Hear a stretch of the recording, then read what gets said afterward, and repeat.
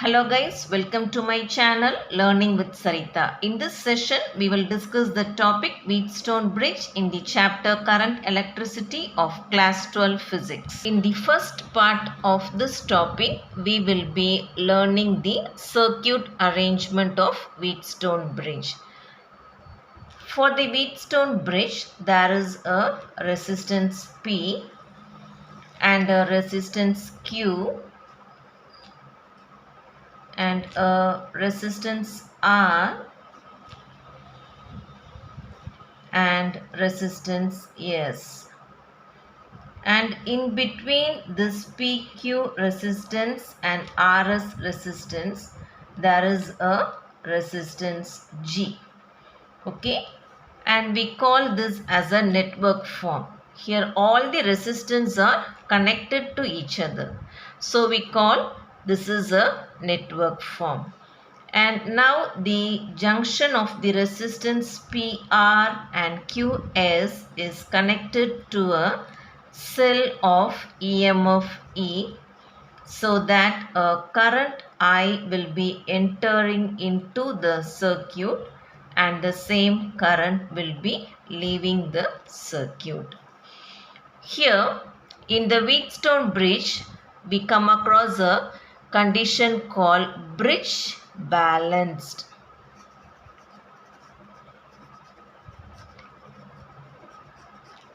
To bring the condition of the bridge to be balanced, we must know the current that is flowing through the resistance G. Okay, only if we notice that there is no current flow through the resistance G, we call that the bridge is balanced. So what we can do, we must check whether the current is flowing through this resistance G or not. So what I have to do is I have to replace this resistance G by a galvanometer of resistance G. We know that galvanometer is a device that is used to find the direction of the current flow, and to the intensity of the current flow can be measured. So once we replace this resistance by a galvanometer, we can easily check whether the current is flowing through this resistance or not. Because the bridge balanced condition is Ig, that is the current through the resistance G must be 0. This is what we will be discussing in this topic. Okay, so here instead of this resistance G, what we must be known is, here instead of this resistance G, we are replacing it by a galvanometer of resistance G. Okay, now I name the junctions here as A, B, C and D. Okay, here this is what we have to learn in the circuit arrangement of the Wheatstone bridge. In second part of this topic, we go for a simple derivation to get the proof for the bridge balanced condition P by Q is equal to R by S. That is the ratio of the resistances P is to Q is equal to R is to S.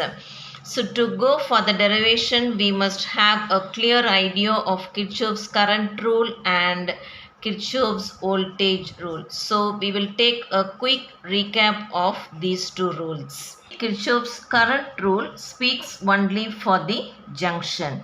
Here there are some branches where the current is flowing inwards and outwards of the junction. Here current I1, I2, I3 are flowing towards the junction, and the current through the branches here I4 and I5 are away from the junction. Here what is the concept in this rule? The total current entering the junction will be equal to total current leaving the junction. That is I1 plus I2 plus I3 will be equal to I4 plus I5. Now the statement for Kirchhoff's current law is the algebraic sum of the currents at any junction of the circuit is 0. So when we take the algebraic sum in the junction, the value of the current will be 0. So I1 plus I2 plus I3 minus I4 minus I5 will be 0. And so for sign convention, we give the current entering the junction as positive and the current leaving the junction as negative. And next we go for Kirchhoff's voltage law. And the Kirchhoff's voltage law is for only closed circuits. It is very important. Only for the closed circuit, the Kirchhoff's voltage law can be applied. Here you see, I have an EMF E and 3 resistances connected. And so the energy which comes out from this source is the sum of the energy that are given in all the resistors. So energy from the EMF source is equal to sum of the energy delivered to all the resistors. So the statement of the Kirchhoff's voltage law is given as in a closed circuit, the algebraic sum of the products of the current and resistances of each part of the circuit is equal to total EMF induced in the circuit. So we have to take the products I1 R1, I2 R2, I3 R3, and the sum will be equal to the total EMF induced in this circuit. And for sign convention, the clockwise direction to be taken as positive and the anti-clockwise direction of the current will be given negative sign. Okay guys, I hope you all are clear in the concepts of the Kirchhoff's current and voltage law. Now we go for our derivation. Now we are going to apply Kirchhoff's current rule to the junction B. Here the current I is splits into I1 in this branch and as I2 through this branch. And again this splits as IG through this branch and as I3 through this branch where the resistance Q is connected. And again here it goes as I4. Okay. Now we are going to apply Kirchhoff's current rule to the junction B. That is, we are going to see whether the current flow is inwards or outwards in this junction. Here you see I1 is towards the junction B. So I write it as plus I1. And next here IG is away from the junction B. So I write it as minus IG. And then I3 is also away from the junction B. So minus I3 is equal to 0. Here that is I1 is in the inward direction, IG is in outward direction, I3 is also in outward direction. So Kirchhoff's current rule in the junction B will be I1 minus IG minus I3 equal to 0. Now we give Kirchhoff's current rule to the junction D. Let me check the direction of the current. Here I2 is towards junction D. So plus I2. And again here IG is also towards junction D. So I write it as plus IG. And here I4 is away from junction D. So I write it as minus I4 and is equal to 0. That is I2 is in the inward direction of junction D. IG is in inward direction of junction D. I4 is in outward direction of junction D. So I2 plus IG minus I4 is equal to 0. And I can give this equation as equation 1 and this equation as equation 2. And next we have to apply Kirchhoff's voltage rule to this circuit. Now we are going to apply Kirchhoff's voltage rule to the closed loop A, B, D, A. Okay.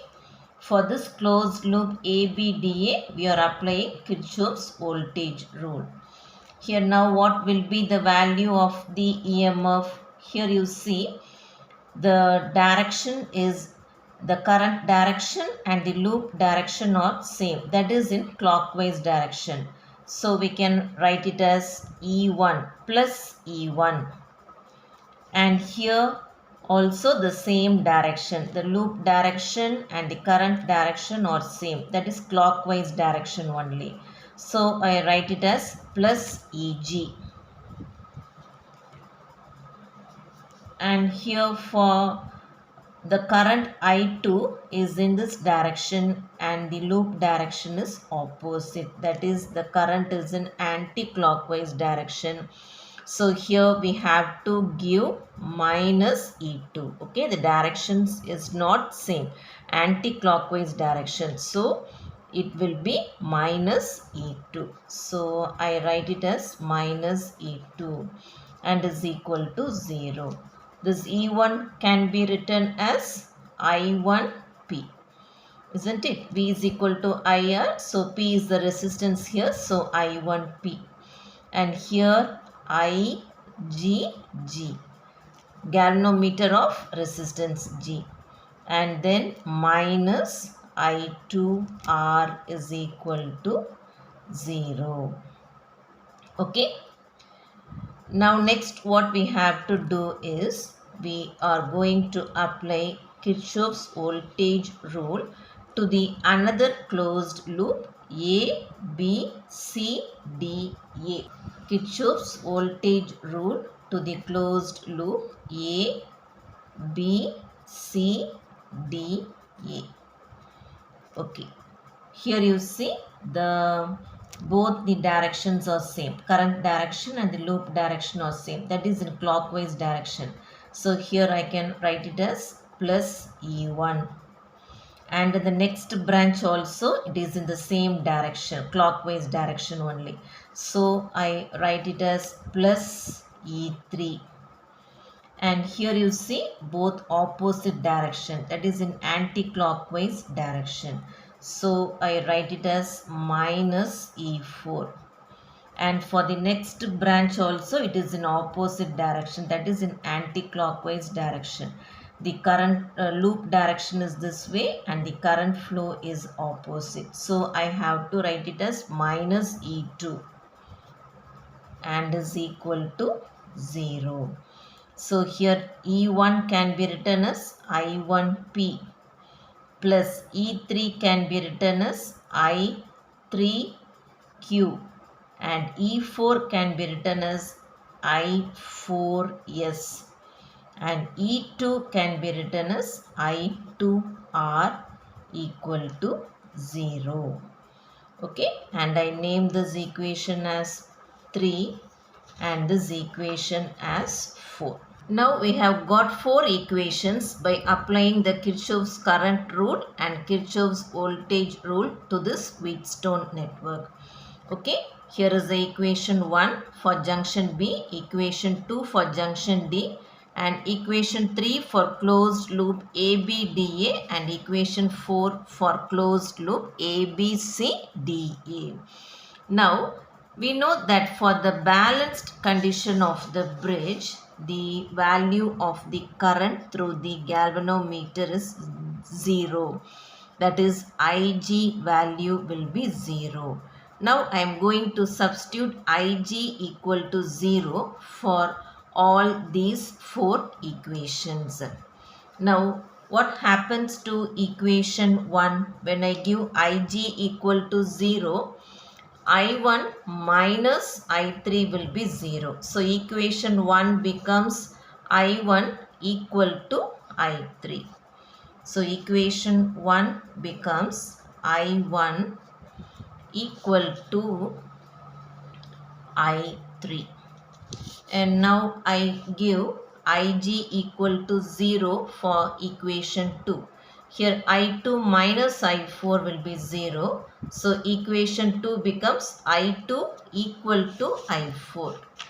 So equation 2 becomes I2 equal to I4. Now I give Ig equal to 0 for third equation. So what happens here? I1P minus I2R will be equal to 0. That is equation 3 becomes I1P is equal to I2R. Now I can name these equations as 5, 6 and 7. Now we have to substitute these values in equation 4. So let's see what happens to equation 4. So equation 4 becomes, here I1P will be as it is. I have to change this I3 and then I4. What it will be? I1P.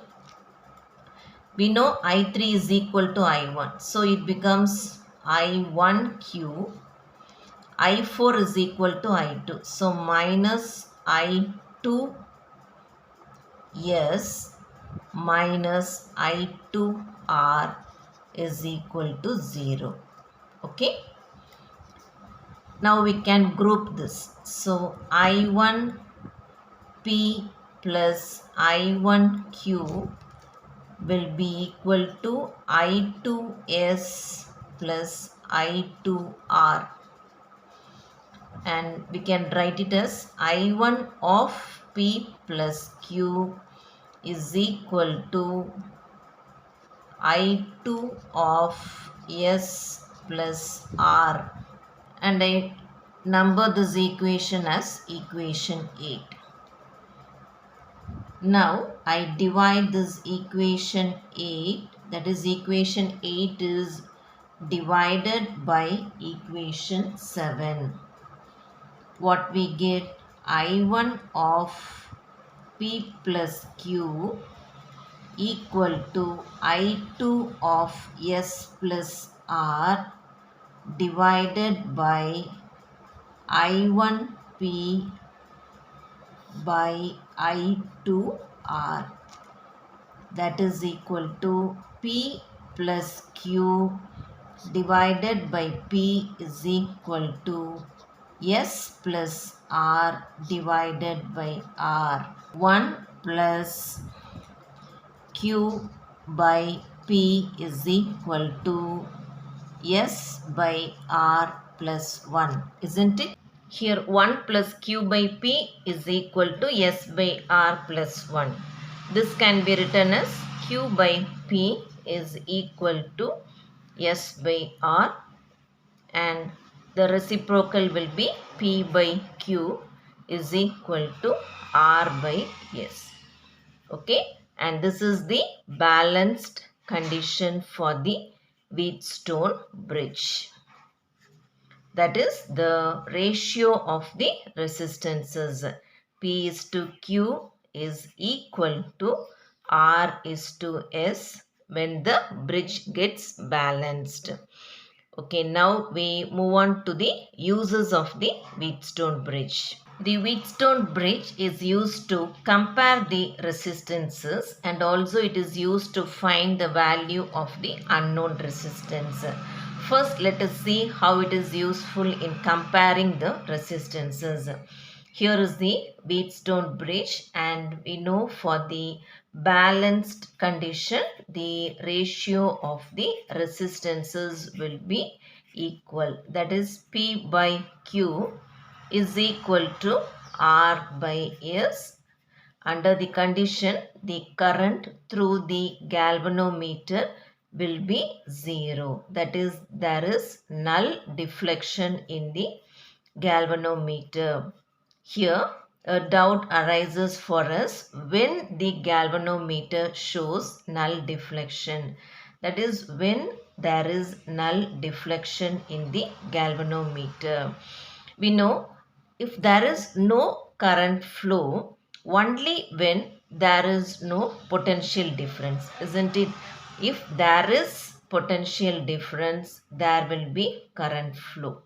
If there is potential difference, there is current flow. And if there is no potential difference, there will be no current, isn't it?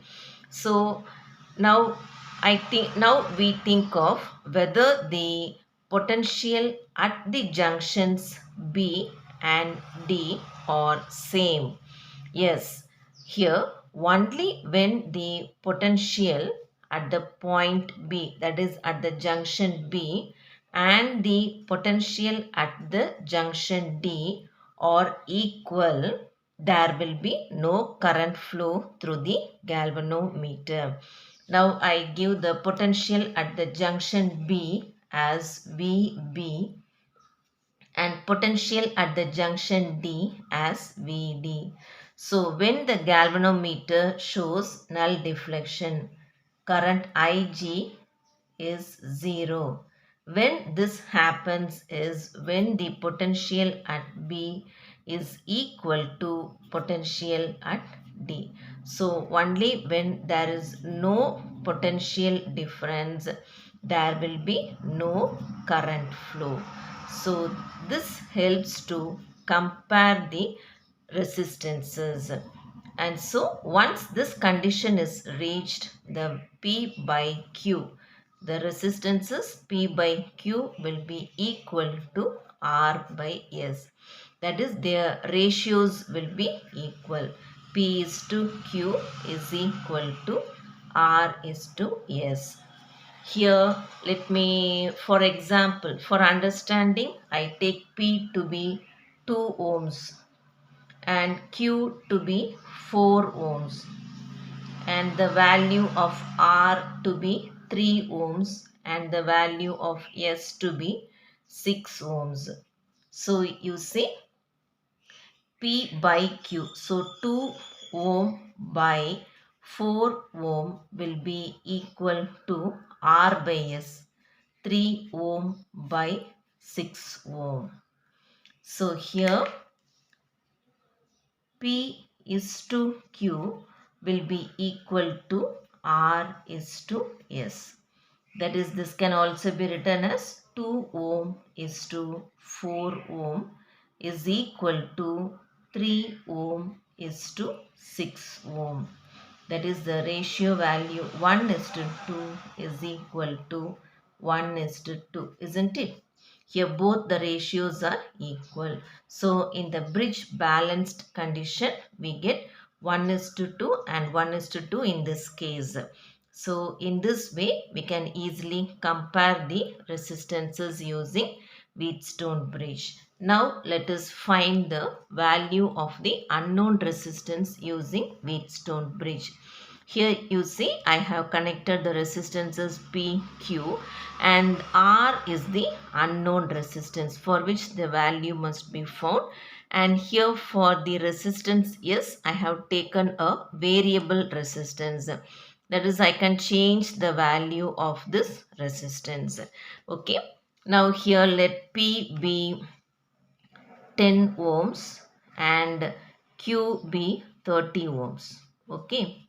That is, P is to Q will be equal to R is to S in the balanced condition when Ig will be equal to 0. So when this happens, here 10 ohm is to 30 ohm. We have to find the R value and I fix the value of S to be 90 ohms. Okay, now we can easily say the value of R will be 30 ohms when the bridge reaches the balanced condition, isn't it? Only when the ratios 1 is to 3 will be equal to 1 is to 3. Through this way, we can easily find the value of the unknown resistance. So here the R value we get is 30 ohms when we fix the S value to be 90 ohms. Okay guys, I hope that you all easily followed the uses of the Wheatstone bridge. Okay guys, I hope that you all easily follow the circuit arrangement of Wheatstone bridge in part 1 and discussion of the proof P by Q equal to R by S in part 2 and the uses of the Wheatstone bridge. After watching the video, just click the like button, share my video and subscribe to my channel and travel with me to get full marks easily. Thank you.